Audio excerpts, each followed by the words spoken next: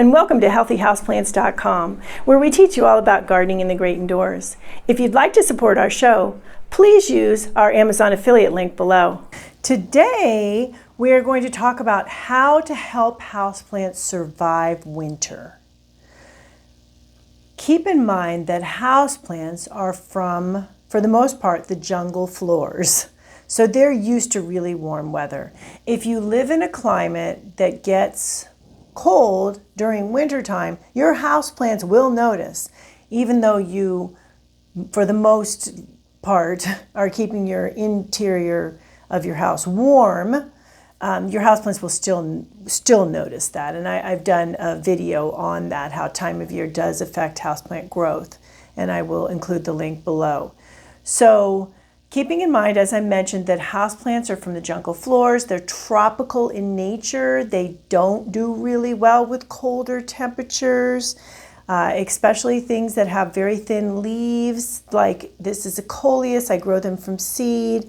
This guy isn't as happy as he was when it was summer and even fall.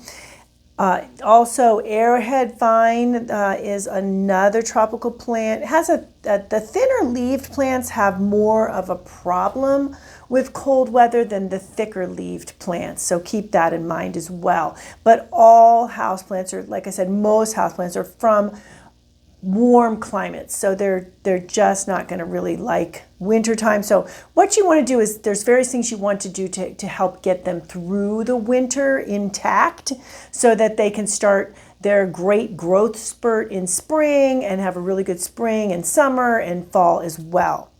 So some of the things to keep in mind. First of all, you want to keep the plants as warm as possible.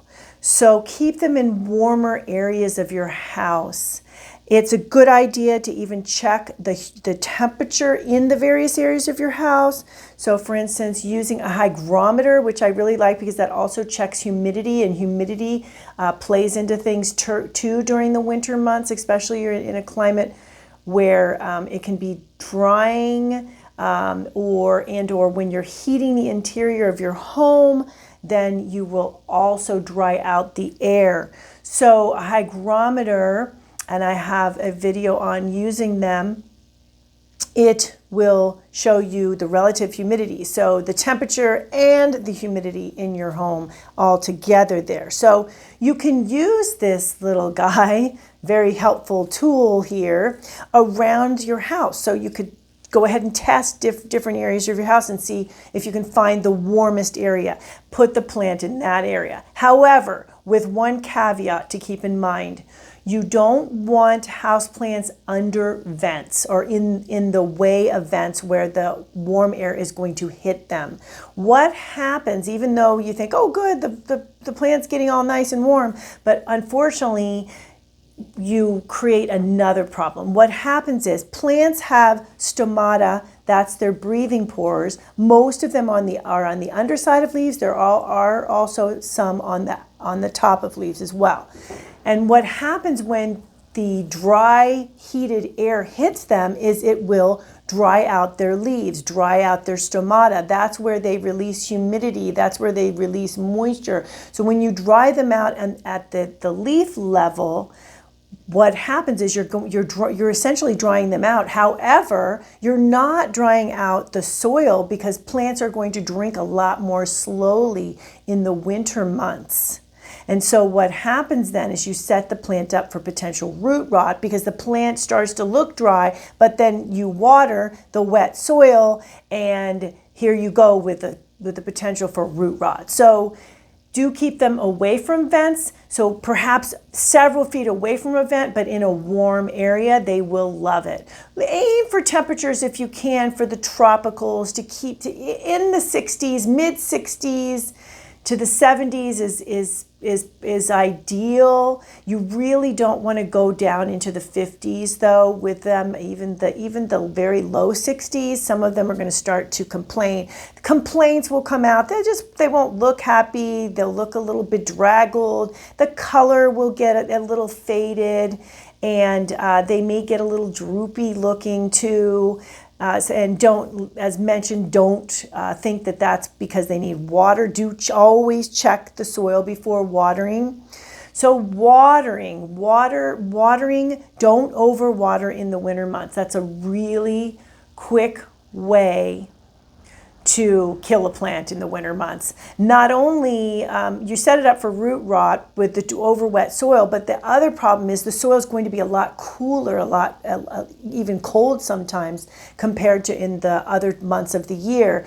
And when the soil is cold and wet, that's a perfect combination for root rot. I do have a root rot series starring Henry. It's much easier though if you can just prevent the root rot in the first place. But if you do, if you do suspect your plant is getting root rot or has root rot, then you can consult that series to see what to do to save the plant. So use a moisture meter in the winter months on your plants. Use it all the time, but especially in the winter months before watering. Now, I did this plant. Was just recently watered, so it's very, very wet, as you will see. So obviously I'm not going to be watering this guy for quite a while.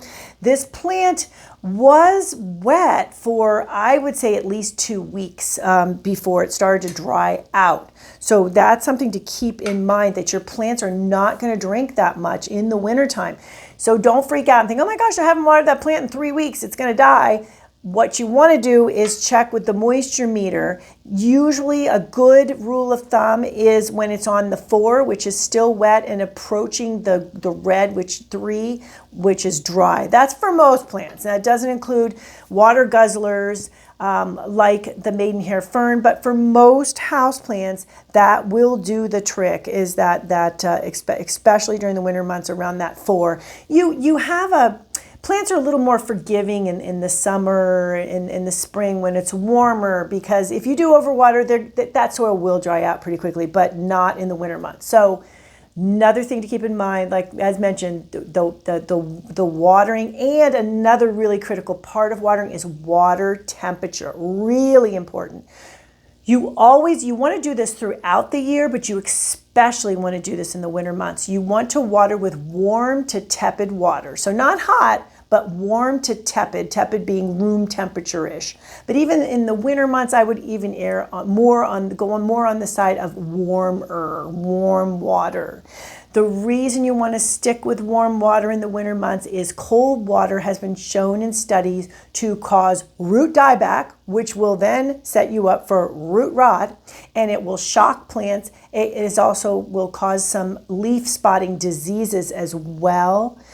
So think about this. Outside, the water coming in through the pipes and coming into your tap, as you probably notice when you go to wash your hands, is very, very cold. And remember, your plants are in your house and their soil is about the temperature of your indoors, so maybe in the 60s, right? And then if it's getting 30 or 40 degree water, you can see there's a huge difference there. So make sure to warm up the water before you water your plants. Very important.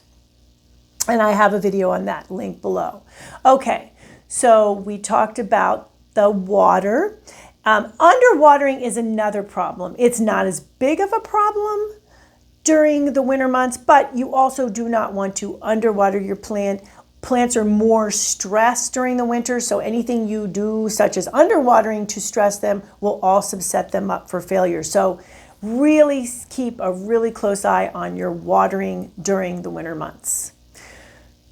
Fertilizing you don't want to do during the winter months. It's a stress on the plant's system, and the plant is growing very slowly during the winter months. So it doesn't need the fertilizer, number 1, and number 2, it's too much for the plant. So put off fertilizing until late winter, early spring for your first fertilizing. Additionally, no repotting when possible during the winter months, because repotting, what happens when you repot is the plant takes sometimes several weeks to acclimate to the new soil. So it essentially kind of goes dormant. Well, your plants are already a bit dormant because of the winter months. So it seems like, oh, well, that would be a good time to do it, right? Well, not really, because what happens is you shock the plant when you repot it, and it's especially shocking when you repot it during the winter months. And you can set it up for shock, which will then set it up for root rot, because you'll have some root dieback, or the plant will just shut down and stop growing. And plants already slow way down in growth, so it's just too much of a shock to the plant. So wait until early spring to start repotting your houseplants. When we get to early spring, I will be reminding you of that, and we will be talking about different tips for repotting your houseplants and seeing how they did during the winter and getting them into the spring months, which can give them lots and lots of really good growth. Another thing you can do to help your houseplants get through the winter is to make sure not to put them too close to cold windows. Now, this goes with that placement we talked about, but even more importantly, make sure that their tender tropical foliage isn't sitting up against a window. Plants tend to push themselves toward the light during the winter months, what little light is coming in through windows. So you will find, even though you may put a plant a few inches away from the window, you may come back and find that plant's got its leaves on the window because it's just searching for as much light as it can get. And what happens is the temperature of the window is going to hit those very tender leaves, and that is going to cause, you can literally get frostburn on your plants doing that. And it will also cause the whole plant to not do as well. So watch those really cold windows. I mentioned when I said that lighting, and lighting is really important. It's really, really important that you provide your plants with really good lighting, their optimum lighting during the winter months. Remember, they're already stressed. You do not need to stress them with low light. If the more light that you also give them, the more they will actually cycle water, and they will keep at least moving their systems some, and that will prevent them from shutting down and or getting root rot and that sort of thing. So full spectrum lighting this time of year, remembering that we have much shorter days and the trajectory of the sun is different depending when you are in your winter months. So use full spectrum lighting. They can be used in any kind of lamp. There's really cool lamps that look like octopus arms that you can make sure to get light on all your plants. I have videos also on how to place the lighting over the plants. So there's really no reason anymore not to have some really good lighting on your plants. It's very effective. Full spectrum mimics daylight. So keep that in mind. You will also want to move your plants to different windows during the winter. Southern exposure windows, depending on where you live, but they may be a lot brighter in the winter months, so you may want to move a lot of them to your southern exposure windows at this time of year as well. One last tip to help the plants get through the winter months is to use this is a heat mat, so a plant heat mat. A lot of times they're called seedling mats, and what they are used for is basically a heating pad for plants.